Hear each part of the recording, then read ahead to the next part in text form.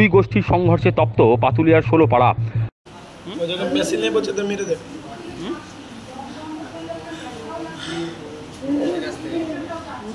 দুই গোষ্ঠীর সংঘর্ষে বুধবার রাতে তপ্ত হয়ে ওঠে খড়দার রহরা থানার পাতুলিয়া গ্রাম পঞ্চায়েতের 13 নম্বর সংসদের ষোলপাড়া এলাকা। অভিযোগ, বুধবার রাতে অনুষ্ঠান থেকে বাড়ি ফেরার পথে আক্রান্ত হয়েছেন পাতুলিয়া অঞ্চল পঞ্চায়েতের তৃণমূল ছাত্র পরিষদের সভাপতি ইমরান খানের অনুগামী শেখ সুজন ও শেখ কাসেম আলী। অভিযোগ, বহিরাগতদের সঙ্গে নিয়ে বিরোধী গোষ্ঠী শেখ সাহিল ওই দুজনকে মারধর করেছে। যদিও পাল্টা মারধরের অভিযোগ উঠেছে ইমরান খানের দলবলের বিরুদ্ধেও। ষোলপাড়ার বাসিন্দা খাজামুদ্দিন সর্দার ও তার কাকা সৈফুল সর্দারের মাথায় গুরুতর আঘাত লেগেছে। আক্রান্ত খাজামুদ্দিনের অভিযোগ, রাতে তারা পাড়ায় বসেছিলেন। ইমরানের দলবল অতর্কিতে এসে তাদের ওপর হামলা চালিয়েছে। পিস্তলের বাঁট দিয়ে তাদের মাথায় আঘাত করা হয়েছে। তার দাবি, পুরনো ঝামেলার জেরেই এই হামলা। আর আফজলের ছেলেরা দুজন মিলে দুটো দল মিলে এসেছিল, 20-25 জন এসে মেশিন আর ছুরি চাকু নিয়ে এসে বড় বড় বাট নিয়ে এসে পুরো মেরে ভেঙে দিয়েছে। মেশিন মাত্র ভেঙে দিয়েছে বাট দিয়ে, মেশিনে দিয়ে মেরে মাথা মাথা ফাটিয়ে দিয়েছে। তোর নাম কি? খাজামুদ্দিন সরকার। তোর নাম? খাজামুদ্দিন সরকার। কোথায় থাকো তুমি? কলকাতা চেকপোস্ট ষোলপাড়া। কেন মারলো? কেন মারলো আমি জানি না, কী অন্ত মেরেছিল। আগের দুশ্মনী ছিল, আগের এসেছিল কী জানি, আমি জানি না। বসেছিলাম আমি, আমার চাচা, তো আমার চাচা ওইদিকে নিয়ে মারলো, আমাকে মেশিনে বাট ফাট দিয়ে মেরে ভাঙিয়ে দিয়েছে। আরেকজন যাকে নিয়ে আসলো সে তোমার কে হয়? সেটা আমার চাচা। তাকে মারলো কেন? তাকে মারলো আমি জানি না, একসাথে ঘিরে নিয়েছে।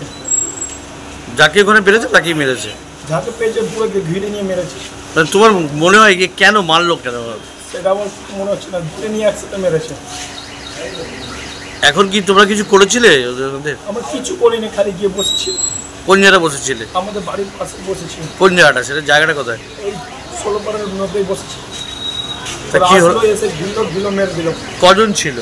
20-25 জন ছিল। শেখ রাজার কি ছিল? হ্যাঁ, শেখ রাজার ভাই ছিল। ভাই ছিল, ভাইপো ছিল। যদিও স্থানীয় তৃণমূল যুবনেতা অতনু দাসের দাবি, ওদের অভিযোগ ভিত্তিহীন। দলীয় কর্মী সুজন ও কাসেম আলীকে ওরা মারধর করছিল। খবর পেয়ে এলাকার লোকজন ঘটনাস্থলে ছুটে যায়। ভয়ে পালানোর সময় বাইক নিয়ে পড়ে গিয়ে ওই দুজন আহত হয়েছেন বলে দাবি তার। আমাদের যুব তৃণমূল কংগ্রেসের প্রেসিডেন্ট ভাই ইমরানকে উদ্দেশ্য প্রণোদিতভাবে ওরা ঘেরাও করে 21শে জুলাই রাতে মারে। আমরা থানা, আমাদের প্রশাসনের প্রতি ভরসা আছে, আমরা থানাতে জানাই, রহরা থানাতে জানাই, রহরা থানা স্টেপ নেয়। দেন কালকেও দেখা যায় যে আমাদের দুটো ছেলেকে ওরা তাড়া করে, থ্রেট করে, আমরা থানাকে জানাই। আজকে আমাদের একটা প্রোগ্রাম ছিল, সেই প্রোগ্রাম থেকে দুটো ছেলে ফিরছিল, ফাঁকা রাস্তায় পেয়ে ওরা বেধড়ক মারে। এই হচ্ছে পুরো ঘটনা। শেখ সাহিলের বাবা সঙ্গে আরও বেশ কিছু দুষ্কৃতী। আমাদের শোনা যাচ্ছে ব্যারাকপুরের কিছু লোক, মানে আমাদের রহরা থানার বাইরে ব্যারাকপুরের কিছু লোক এর মধ্যে ইনভলভ আছে।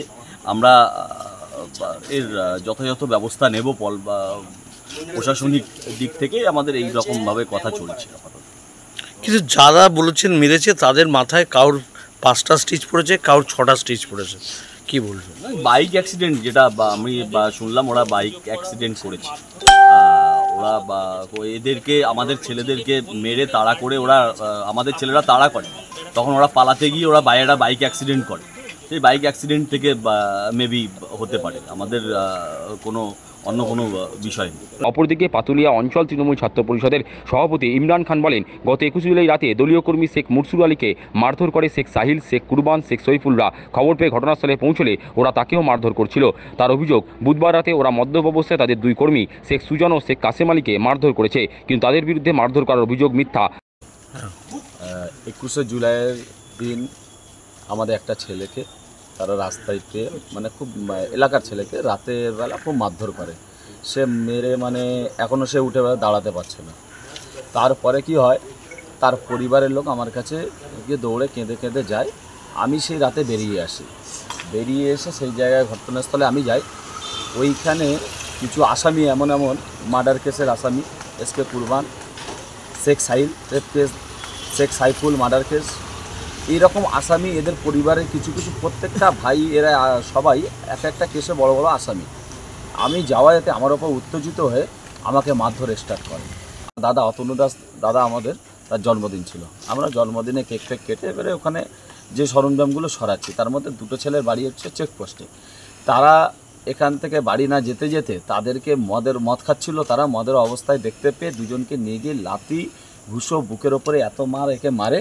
ওখান থেকে স্থানীয় একটা মানুষ মহিলা ছুটে এসে এদেরকে আমাদেরকে খবর দেয়। আমরা যখন ওখানটায় ঘটনাস্থলে যাই তারা ওখান থেকে পালিয়ে যায়। এই হচ্ছে ঘটনাটা। এদের একটা জিনিস বুঝতে পারছি না, জুয়া সাট্টা এগুলো সব সময় এরা করতে চাইছে। এরা কোথায় থাকে? এরা থাকে আমাদের পঞ্চায়েত এরিয়ার বাইরে, ব্যারাকপুর 17 নম্বর ওয়ার্ডে, কিন্তু এরা চলাচল করে 16 নম্বর ওয়ার্ডের কাউন্সিলর সোনু, তার নেতৃত্বে। আপনারা আশা করি জানেন তার নেতৃত্বে কতটা কাজ খারাপ চলছে ছাইমাঠে, আপনার ওই ওয়ার্ডের মানুষ কতটা অত্যাচারী। আমার যে ষোলোপাড়া যে আছে, আমার বৌদি ওখানকার মেম্বার, আমি তৃণমূল ছাত্র পরিষদের ওখানে সভাপতি। আমাদের এরিয়াতে প্রত্যেকটা মানুষ দিন আনে দিন খায়। এরা ওখানে ভরাট করতে গিয়ে লোকের কাছে টাকা চাইতো, তোলা তুলতো, এখন সেগুলো করতে পারে না।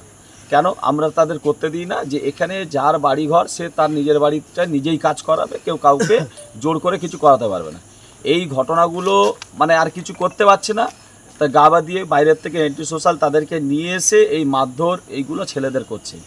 আমরা থানায় এই নিয়ে তিনটে এফআইআর হয়ে গেল, যে আমরা তাহলে কি ওখানে আর থাকতে পারবো না? এদের অত্যাচার, তাদের সঙ্গে পরিবারের মহিলা বিভিন্ন, তারা মানুষের কি হয়, পরিবার তাদেরকে গাইড করে যদি অন্যায় করে নিয়ে যায়, পরিবারের মহিলারাও এদের অত্যাচারে যেত। তবে অভিযোগ পাল্টা অভিযোগ ঘিরে সরগরম পাতুলিয়ার 16 পাড়ায়। ঘটনার তদন্তে রহরা থানার পুলিশ।